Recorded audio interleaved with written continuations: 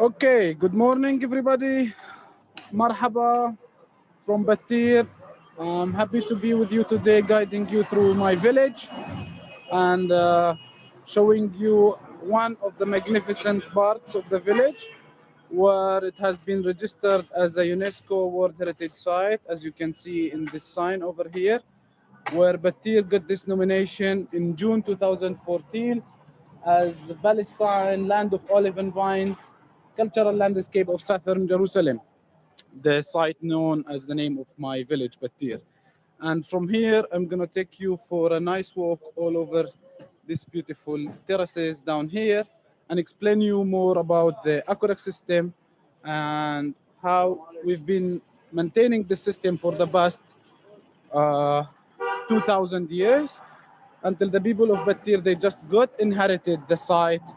The village is quite busy today. I think we had like a beautiful, nice weather, which is not really common in December, but you can tell the village is quite busy. We'll see a lot of people around. They're coming just to enjoy the area and just to come and walk around and spend some time, even with all the restrictions and the hard time that we are all passing over through this COVID issue everywhere and all over the world. But in Battir, we still have a space to breathe, and where I would like to show you from here this view, which shows part of the aqueduct system and the irrigated terraces, or what we call the dry stone walls, where it's part of the old ancient techniques of creating these flat areas where farmers has managed to change the slope of the mountains to be a cultivated areas.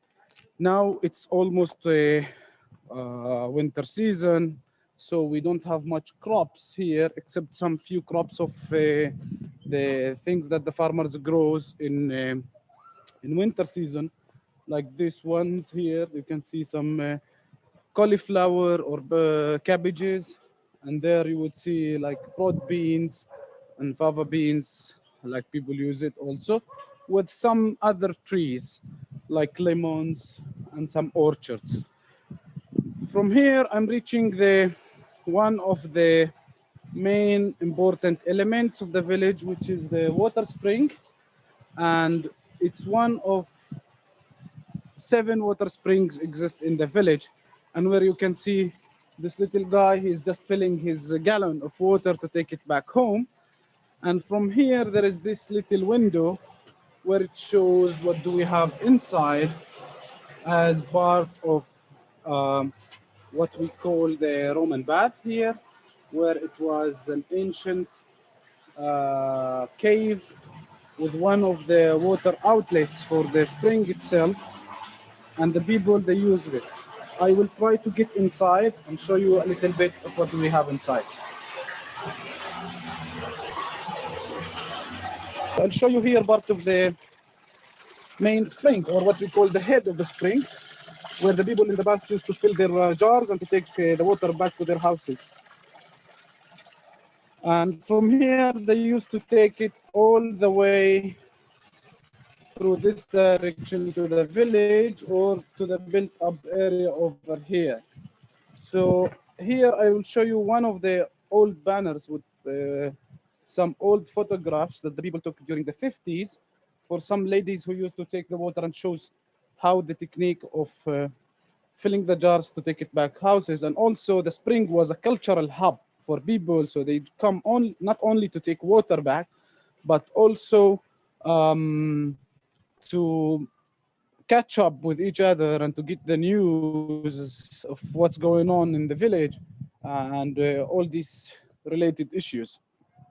From here, I want to show you part of this cliff as well, where it shows a line that has been digged inside this cliff, where it was one of the main channels to transport the water from over there, from the spring itself, all the way about 3 kilometers, 1.8 miles almost, all along farther in the village. And nobody remembers in the village when did they stop using this aqueduct. And then the people replaced this aqueduct with some pipelines that goes underground here, and it has these new valves. They were installed like in the 60s, where people can control the flow of the water. And from here, you can see part of the channeling system, which is this one. And this how it distributes all over the area. So each terrace or each dry stone wall has its own channel where the farmers used to take the water to their plot to irrigate their field. This yard, it was like a place for gathering and activities next to the spring, and also it was part of the path that takes the people all the way ahead to the village. Nowadays, it's winter time, it's COVID issues, so there is not much activities for people, but still, I'll show you now some people they're doing there. And over here, we gonna start getting down to reach the Roman pool, and we can see part of the Battiri local products that the farmers of Battir they do sell here, and they just sell their local organic products for farmers, for visitors, for the community, people coming to visit the village. And this is like spinach, parsley, cauliflowers, and some pickles that the people are using over here. So this is one example of the Battiri products that the people are using here in the area. How did the people carry out the water? The woman carried the water. It was only the woman. No, the question is that they used to carry the water by several ways, or using first the jars to carry it on their heads. That was one technique. The other technique using some animals like camels or horses or donkeys with gallons or jars on the sides of this and carry it home. And that was task divided between man and women. Women would carry the jar for the water on like head to transport it to the house for cooking and for drinking and so on. The man will do the bigger quantity of transporting the water to take it to the house to fill for the washing and cleaning and so on. From here, I will get down also into this path where you can see part of this pipe where it's the new installed one to link back with the main source. And now I will show you the open channel. The one has never been touched since the Roman period, but the people, they just maintained it to keep it same used as it was during the Roman period. And I will show you this part of the aqueduct where it goes before I answer the questions. So here it shows the flow of the water. It's the same water that we've seen coming from the main source, and it keep going all the way down from here to get into this water reservoir, what we call the Roman pool. And from here as well, we will see another farmer where she's selling another type of products. You can see maybe some lemons, cabbages, and different of parsley and mint and sage and some products here that she do also homemade. And she's also one of the examples that the farmers, they market and sell their products over here. From here, I'll show you a view of the pool itself, where all the water which has been transformed from the spring itself, and where the farmers, they use it in summertime to go all over the area. And here we are passing by a small rest area where people come to sit after they do their walk and have a drink or enjoy the atmosphere and the nature and the place by having a rest area here. From here, this is another view that's overlooking all this beautiful valley, where we are so close to Jerusalem. From here, we are only about 8 kilometers southwest of Jerusalem, from the old city of Jerusalem. And this direction of the valley leads us to the historical caravan route, which was part of the Roman caravan route that used to link between Jerusalem to Jaffa back then. So I'll show you again the Roman pool from here, where you can see the water flow that's coming from the main aqueduct. from all over the spring. So it comes all the way down here. Then it's stored here. And also we can see some people walking around, and they're just coming, exploring the area. So maybe I will have a look to the questions before I go further. Regarding the organic products, the people, they do sell these days like small amounts, not really that much, but still some people from the village and from the community, they come to buy some of these products for their own use. Some other visitors, they come to look for a specific kind of these organic products to come from Battir. This is the main reservoir of the water where the people, they store the water. We were lucky that the Romans thought about this system 2,000 years ago, that the people of Battir still use it until nowadays. And it's the only reservoir for water we have for this water spring to store not more than 10 to 15% of the total quantity of the water, which the farmers use to irrigate all these terraces all over here. And from here, where you can see also the valley. So the channeling system, which is the one I'll show you in a bit, keep going all the way down and distributes all over different levels of the terraces. So the technique is each farmer knows his plot, and there is like T sections for distributing the water, where each farmer know how and when they can distribute the water. So it's the old technique. The people gain the knowledge of using the system from that period, and then it has been inherited from a generation to another until we reached it until nowadays. So from here also you can see one of the natural and cultural landmarks of the village, which is this cliff, where it used to be linked to the aqueduct as well. And it's one of what we call the universal values of Battir that made Battir a World Heritage Site. I'm just getting down to the other side of the cistern or the Roman pool, and where I want to show you the water outlet from here, where it comes, there is a small valve that the farmers, they control the water, and the water comes out from this valve to go down into this channel and keep going all the way here.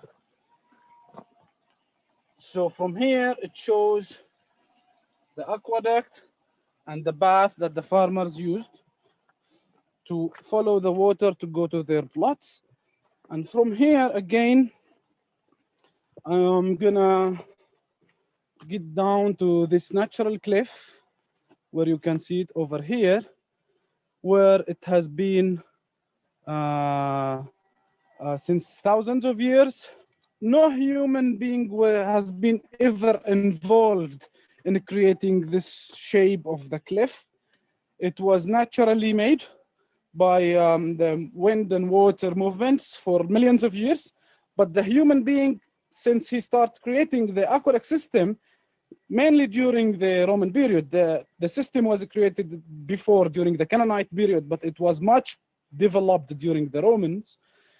And the people used this area as part of the aqueduct here, so they can wash their vegetables. Also, when they bring it during their daily harvest of the vegetables, and they put it here, as this is the coolest remains place where sun doesn't show up. So this place remains cool like from 8 or 7 in the morning until like 3 p.m. So this place was known as the Frigidaire for the people, where they used to store their vegetables during their work in the field. And by the end of the day, they would take it from here back to the houses or to the markets to sell it. Continuing going down here in this trail, which is linked also to the aqueduct, and it takes us all the way to the valley, where I will show you also another interesting element of Battir, which is part of the old Hijaz railway that's going all along the valley and connects between Jerusalem and Jaffa also. And from here, I'll show you this new restored stone walls that you can see the color of the stones is quite light brown or white, like this one as well. And this is a new project we've been doing for the past few months to restore some of these terraces all over the area. Also, I want to show you this little place over here where it has the name of Abu Yazid al-Bustami as Abu Yazid Shrine. Is one of the Sufi imams used to settle in Battir in the area of around the 12th century. And he's becoming one of the landmarks of the village where people appreciate this shrine a lot. And he has one of the people with the straight relation with God. So people would come and ask him for favors and do prayers also inside the shrine. From here again, I'll show you new restored project of the terraces and also some restoration for the aqueducts. That you can see this plot has been recently restored and we maintained back this part of the channel or the aqueduct. And now the farmers are cultivating small new seeds all over. Like here we have the fava beans, the fool, and we have the lettuce as well. From here, if I go a little bit further, maybe I can show you part of the railway track or the Hijaz railway track, the old connection of the train that used to be passing through Battir, and it connects from Jerusalem all the way to Jaffa. Now there is no trains passing in the area. It's under the Israeli control, of course, but it has been stopped because of the COVID issue all over the world. So now there is no trains passing from Battir. But over there, you also see parts of west of Jerusalem, constructed area. And from here, I'm trying to put the camera on a nice scene where you can see some of the built-up area of Battir and some other terraces on the other side. Of course, the aqueduct system and the path that goes down here, it takes a longer walk than this one. So it will be like for 2 hours to walk around all the aqueduct system as part of what we call the introduction trail of Battir. We have different other trails in the area that connects between Battir, Jerusalem, or Bethlehem. And it has been developed recently in the past few years. So many people and hikers, they come to walk in the area and to discover it and to enjoy its beauty. So from here, I'll show you back. I'm gonna go up a little bit for a nice, beautiful look out and just go to show you part of the link of the trail that goes back to the old village. This part of the trail with these stairs now is under renovation work, where we're gonna maintain this area and rebuild dry stone walls all over here. Okay, so maybe I can show you a different view from here, where people enjoy farming here, and also people come to walk and learn about their farming. I'm not sure if I can show you some of the farmers that are working or picking some products over there. And from here, you can see also the railway track in a better scene. And it's the only part of the tracks or the railways connects between Israel to Jaffa going through the village with no borders and no walls and no checkpoints. So that's what's unique about Battir. And with UNESCO gained status, we managed to prevent any construction of these barriers or walls in the area, to preserve this area as it is, and to develop and to enhance the value of it as a human being value. This is an inheritance of humanity. This is a heritage that belongs to all of us, and it must be preserved for the coming generations. And that's where our aim as a community of Battir, to preserve it with its traditions and so This is it for today. I will be telling you more about the aqueduct and other areas of Battir in coming virtual tours, hopefully. And inshallah, after the issue of COVID is over, we will be happy to have you all here coming to visit Battir and enjoy the area. Thank you, and looking forward to see you